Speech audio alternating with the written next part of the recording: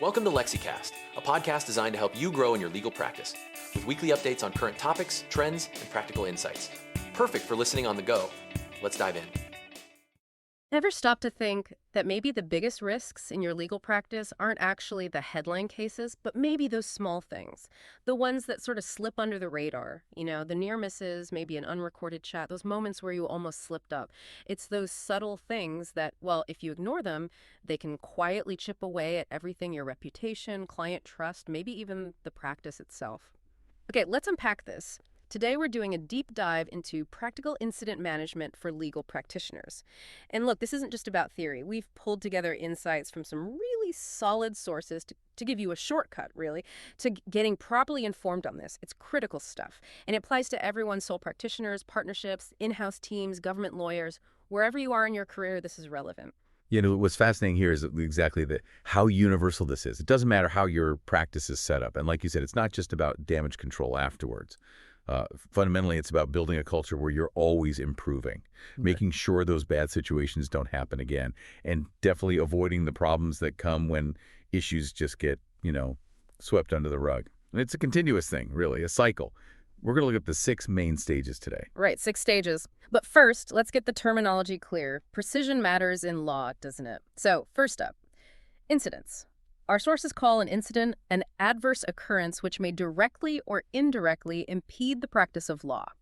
So basically, any situation that could potentially lead to a bad outcome, an unintended outcome. Could be something you did or something you didn't do. And importantly, intention. Doesn't matter. An honest mistake is still an incident. But here's a key point: often missed. This absolutely includes near misses. Those times you almost had a problem, but maybe luck stepped in or you caught it just in time. They're still incidents because they show a vulnerability. Think about catching an invoice going to the wrong client before it's posted, or maybe misplacing a confidential file but finding it quickly. These aren't no harm, no foul. They're free lessons. Free lessons in where your system might be weak. And if we connect this to the bigger picture, understanding how these incidents pop up and how you spot them, that's step 1 towards prevention. Incidents can come from anywhere, really. Individuals, maybe lack of knowledge, human error happens to us all. Or often it's the systems, the processes, maybe insufficient controls, procedures aren't tight enough, CAC fails. Sometimes it's just not following internal policy or client issues or even external stuff hitting you. Okay, so how do they usually get noticed? Well, often it's client feedback or complaints. Sometimes staff report things they see, or they might surface during process reviews, audits, even just day-to-day tasks like proofreading or file checks. Each detection is an opportunity. A golden opportunity. I like that. Okay, so that's an incident. What about issues? How is that different? An issue is more like the underlying problem that might cause an incident. It's an actual problem needing a response. So say your file reviews keep showing missing conflict searches across many files. That's not just one incident. That's a systemic issue. Right. Or maybe spotting irregularities in trust account reports. That points to a deeper issue needing investigation. So finding an issue is basically a call to action, a CTA. Precisely. It means you got to investigate, fix it, maybe implement new protocols, address the root cause. Okay, incident, issue, and then breaches. Yes, a breach is essentially a failure to comply. It could be failing to follow your own internal policies and procedures, or, crucially, failing to comply with laws and regulations. Think about legal profession rules, like the uniform law, allowing unsupervised work where supervision is required. That can be unsatisfactory professional conduct, maybe even misconduct, a serious breach. And these things are connected, right? An incident might reveal an issue, which turns out to be a breach. Exactly. That's often how it unfolds. Which brings us neatly to the practical side, the 6-stage process for managing these things. Okay, the core process. Stage 1. Stage 1, incident identification and initial response. This is simply when the incident or near miss gets noticed or reported. Could be anywhere. The initial response is just that immediate reaction. Safety first in a fire, or starting the search for a lost document. Got it. Then stage 2, incident reporting. Timely and accurate reporting. Get the facts down quickly. And importantly, at this stage, you just report facts. Don't label it a breach yet. That comes later. How do firms usually handle reporting? Forms? Software? Can be either. Simple forms for smaller places, maybe GRC software for bigger firms. The key thing is the culture.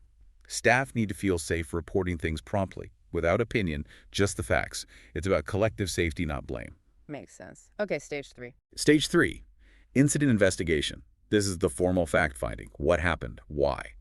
This is where you figure out if it was actually a breach.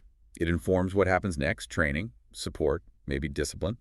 You usually classify severity here: too high, medium, low, based on impact, urgency, potential breach, likely high priority. And this is where root cause analysis comes in, RCA. Yes, exactly. You start asking why. Not just what happened, but why did it happen? Why was the name wrong? Why wasn't the check done? You're looking for the fundamental factors, the system issues, to prevent it happening again. Can you give an example tied to this? Sure, think about OSTRAC reporting. A solicitor must report cash transactions over $10. Yeah. If they miss one that's an incident identified, stage 1, reported stage 2. Investigation stage 3 confirms, yes, it's a breach of the reporting rules, high severity. Then RCA asks why it was missed. Training gap. System failure. Okay, so stage 3 finds the why and determines if it's a breach. Then Stage 4. Incident review and remediation. Quality assurance time. Continuous improvement. Based on the RCA, you create a remediation plan. Who does what, by when. Clear responsibility. Often an incident owner drives this, and a senior person or external reviewer checks the plan in the investigation. Ensures it's robust. right, making sure the fix actually addresses the root cause. Precisely. Which leads to stage 5, learning from the incident. Hugely important. As they say, learning from near misses can prevent costly accidents. Applies everywhere. RCA helps shift the culture from reactive to proactive.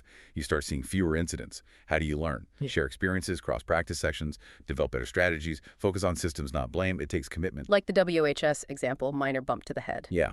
Incident, stage 1, reported, stage 2. Investigation, stage 3, finds it low severity, maybe not notifiable to safe work. But stage 5, learning is key. Why did it happen? Trip hazard, poor light. How do we stop any bumps? And the lost laptop example. Right. Incident, stage 1, reported via GRC system, stage 2, high priority.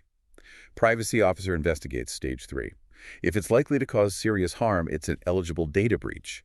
Breach determined. That triggers OAIC notification telling affected people. Then remediation plan, stage 4, identifying policy gaps, stage 5, maybe training or discipline before closure, stage 6. Which brings us to the final stage. Stage 6, incident closure. This isn't just ticking a box. All the remediation actions must be done, evidenced.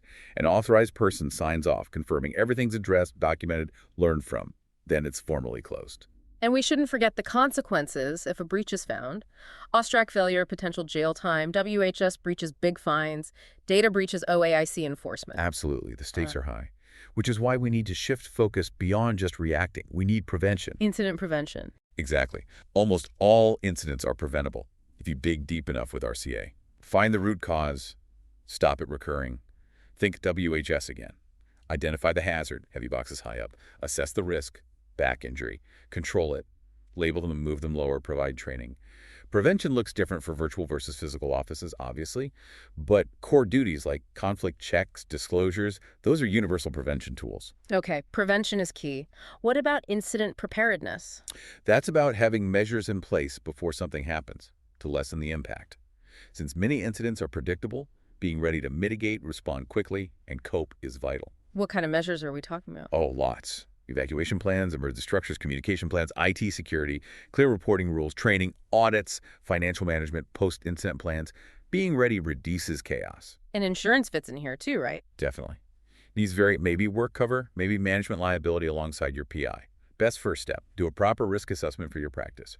Talk to your PI insurer. Are you adequately covered? That's a critical question. This raises an important question. Are you adequately prepared for the unexpected? So what does this all mean? Ultimately, effective incident management isn't just red tape. It's about boosting your practice's quality, ensuring it lasts, protecting your clients, your reputation. It means being proactive, prepared, and always learning from everything that happens. Well said. And maybe the final thought is this. In a world that's constantly changing, getting more complex, maybe the most valuable asset you have isn't just your legal knowledge. It's your capacity to spot issues, adapt, and genuinely learn from every single challenge and misstep. Embracing this makes you more resilient and ultimately more successful. Thank you for joining us on the deep dive. We hope this gives you food for thought about your own incident management strategies. Until next time, stay proactive and keep learning. That's it for today's episode on LexiCast. If you're looking for more in-depth episodes that can also be claimed as CPD activities, check out our LexiCast CPD Plus page linked in this episode's notes. Follow us now to stay up to date, and we'll see you next time.